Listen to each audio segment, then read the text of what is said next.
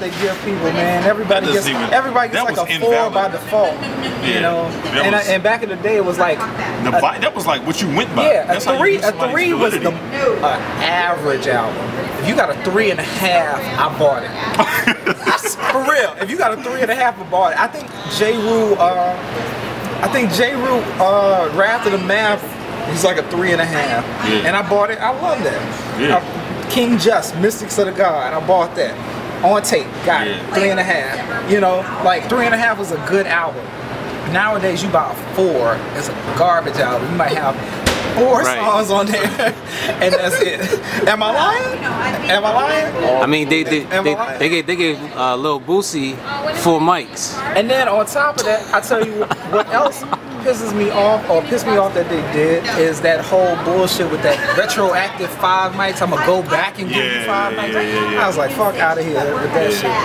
I'm a retroactive. Did the Blueprint get 5? Did they get it retroactively? I think it got it retroactively. That was crazy. I think they gave like Reasonable Doubt retroactive 5s. That's some bullshit, man. Like, to me, like, we make you an honorary member of this fraternity. Exactly. Right. Yeah, like, if you didn't feel it was that way at the time, like, don't go off of the reception that the album gets. The Outkast album too, right? Then they do had an issue where they went back and like retracted like 7 or 8 albums. So like, yeah, these are actually 5s. I was like, man, that's some bullshit right there, man. But you can't do that because it's judged by different people. So how could you go back? I don't understand. They went back and like looking at albums and the impact that they had. But those are totally different editors. Looking at the impact that the album had. They went back and made albums. They went back and made albums classics. But you know, but the thing about the rating system, that's the beauty of it, is to be able to rate it before you see what the impact of it is. You know, so to sit back and retroactively call an album a classic, hell, everybody can do that. You know, something worthwhile. Since you got all these Source magazines, who do you think out of the Source unsigned hype has made the most noise? Eminem, hands down. Eminem? Yeah. Okay. Eminem, hands down. But there's been a lot of people in unsigned hype, man. Like, I think one of the first issues I got was like with J Live. J Live was unsigned hype, and I checked him out just off of that. Yeah. And still checking him out to this day. I remember Common was in unsigned hype. You know, J Electronica was in unsigned hype way back in the day. Like way back in the day. Mobb Deep was in unsigned hype. Capone and Noriega was in an unsigned hype. I remember that. Say what you want to say about the Source, but that unsigned hype column was that was the first time, like, when I saw Capone and Noriega in unsigned hype, that's what made me buy that album. And to be honest, that's to me a classic. That War Report. Yeah, absolutely. War Report, man, that was like the last good album of the 90s. I don't know about that. I don't know about that. You said the last good album of the 90s? Last good album of the 90s. I can't agree with that one either. What's better? What was the 90s? What was a good album? Wait, hold on. It came out in 98? So nothing before that, didn't it? Nothing noteworthy came out in 99? It was 97, 98? But still. I feel like it was 96. Maybe I'm wrong. It definitely wasn't 96. Was it 96? Nah. So what dropped in 98? It had to be, it had to either be the tail end of 97 or 98. It was either the second half of 97. So nothing came out in 99. You just what can you think of? What came out? You can leave out. But see, this is not. This is the thing. It's not off of them being like the dopest rappers. That album, production-wise, killer. Like, starting off with that Capone and Noriega War Report.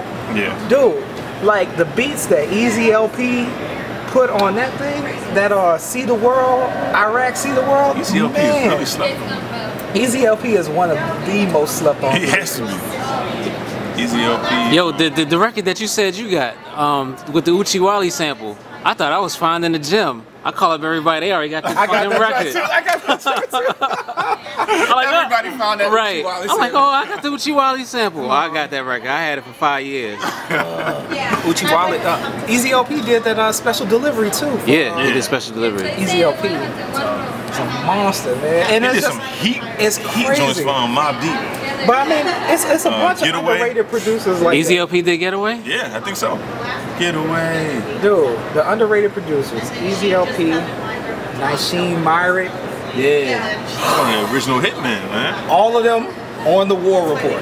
All the Hitman. You know, Nasheem Maverick did T.O.N.Y. Yeah. You know who else is underrated, or I should say never talked about? Minnesota. Yeah, but the last stuff that I heard really from Minnesota was when he was working with Sadat X. Who's the dude who was in Seb? Seb? Yeah, Seb is dope. I haven't heard him in a minute though. Seb been undercover, but I know he's been.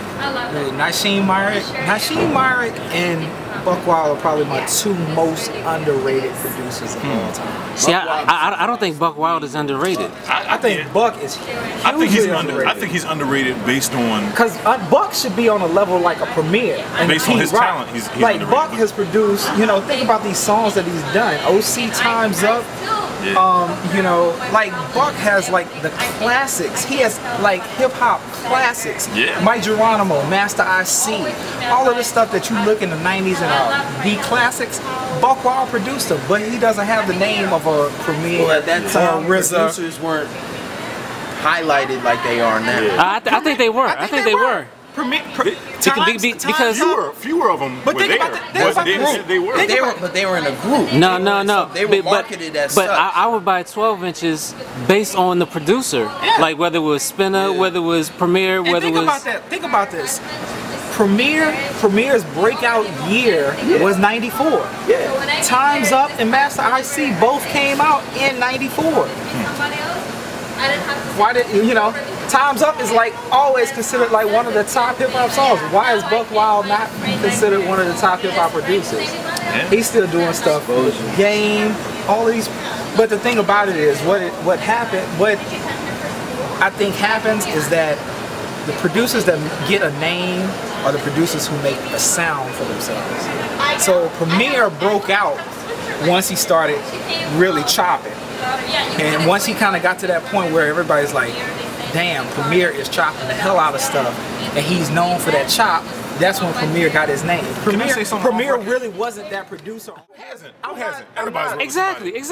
And it's my opinion. Like, fuck, people could come and say, yo, Maverick, you got a whack ass beat. Fuck it. If you feel it's whack, it's whack. If you feel it's whack, you feel it's whack. I expect there to be at least one or two haters. No matter what I do, I can have a word goes off my sleeve or whatever, but somebody's not gonna like it. But see, this is the thing. Like, we're in a day and age now where like you have to support people based on their work ethic, and that's bullshit. Like just because you work, just because you work. He's grinding. Right, you gotta support him. I'm hustling. Yeah, I gotta support your work ethic. Fuck your work ethic. Like if you ain't talented, if you're not talented, no, you fuck your work ethic. Why are you so confrontational right now? I'm just saying it like it is because I get tired of hearing people with that bullshit, son. That's real. I get tired of hearing people with the bullshit. He can't rap, but his grind is heavy. His grind is heavy. Man, do you see his internet grind? Fuck your internet grind, like bullshit. I agree with you. I'm not talented motherfuckers talking about some internet grind. Man, I agree with you. You just want to fight right now too. I'm not. See, the thing that would be disrespectful is if I walked up to a dude and I went up to his face and was like, well, fuck you, your shit sucks. I'm not doing that. You did it electronically just now. I'm not doing shit. You e-thugged on everybody. I didn't call nobody out. Right. I didn't shit on nobody's career. I just told what I felt like. And the thing about it is you'll tell on yourself. Because if I ever see you and you roll up on me with an issue about the shit, you knew you were one of these motherfuckers that suck.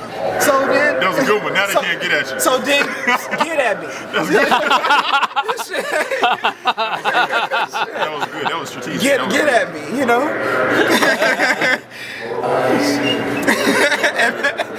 And my man looks and he's like, shit, what has he gotten himself into? But back to the point that I was making, you know, I think like some of these producers who are like the underrated producers, they didn't make a sound for themselves, you know? Yeah, it's not easily identified. Right, you know, so like if you listen to like a Pete, you listen to a Preem, you listen to a RZA, a Knots. You, as soon as you hear their songs, you're like, that's them. Drums. When you hear a ninth song, you like, that's a ninth song, and so he blew up immediately. You know, that's that bass line. That's that bass from. Primo got that little hat. Nobody else got a hat like that. Yeah. But the producers who are like the underrated producers, you can't automatically. He's talking about people who. I'm talking about hip hop forums. There's no producer kit for them. I'm talking about, but they're still dope. I'll tell you exactly who I'm talking about. I'm talking about your Easy Mo B's. I'm talking about your K-Defs. I'm talking about your Large Pros. I'm talking about your Prince Paul. There's no I'm talking Prince about Paul your Buck kid. Wild. Yeah. You know, all of these people. Your Lord Finesse. I'm talking about man. Yeah. You know, all of these people, man, who are underrated. You know. But they weren't underrated when they were at the height of their careers. I'm gonna disagree. You know, when was Lord Finesse ever given his props as a producer? Dude, I got that. I got that awakening. I got that awakening. It's like album. there's categories, you know, that bring him in. Right. No. But it's never always gonna bring. Like when you say top 10, they're gonna name Dr. Dre. They're gonna name the same. And to be honest with you, you, they make concessions to even bring in some of the older ones. They say, well, during this time period, you know, we got these during the golden era. Oh yeah, well, there was this one guy who did have like all the golden era hits. I think all my top 10 are from from my era of hip hop, except for maybe 3. Nah. Who's your top 10? It's different. Oh, damn. Primo. Yeah, hold the camera. Ultimate question. Get Gadget on film. Let me get Gadget. Boom. We're recording. So now, Gadget, we're posing the question to you. Yes. Who are your top 10 producers of all time? I usually don't get on camera, but DJ Premier, P Rock, Large Professor, Dr. Dre, Just Blaze. What's the dude that just did the Commons joint? No ID? No ID. Always been a No ID fan. Buck Wild. I like see, this is hard. I like Chad West. Nobody ever talks about Chad West out of Philly. Yeah, I'm a big Chad West fan. You gonna put Chad West in your top 10? Yeah. Okay. Yeah. Alright. Ninth Wonder. Yeah. And Eric Sermon.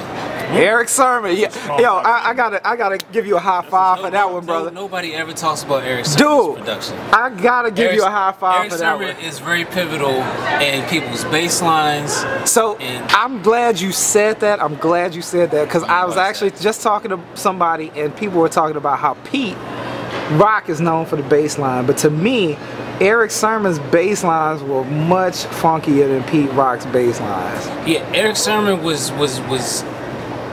his were. You almost thought Eric Sermon was playing his on a keyboard. Dude, you listen to that Eric Sermon, that Double or Nothing album. Whoo, you know. I think my favorite Eric Sermon produced song was the joint with the Fugees and Cypress Hill. I think it was Throw Your Hands in the Air. Fugees was on Throw Your Hands in the Air? Yeah. Yeah. Don't remember that? Because they were all on Rough Records or whatever. Yeah. Rough Neck? Rough Live or whatever. It was Rough House. Rough House. Rough House, that's what it was. By some white dude named Peter Joe out in Pennsylvania. Rough House, that's what it was. Yeah. That's a nice joint. Man, I tell you what. Oh, Khalil. I'm sorry. I got the Nah. You said the whole time I'm thinking of people to throw in. Like you wouldn't throw in DJ Scratch. Scratch has joints. All right, take out Chad West. I questioned you on Chad West, and you threw it in there. He threw it. Go ahead. Every time they have this conversation, somebody pulls an audible. Every time. Like, dang, I forgot about him. I questioned him on Chad West, and he threw it in there with a emphatic yes. No, he's yes. Yes. He's got joints. But you know what? It's hard to think. Because if you throw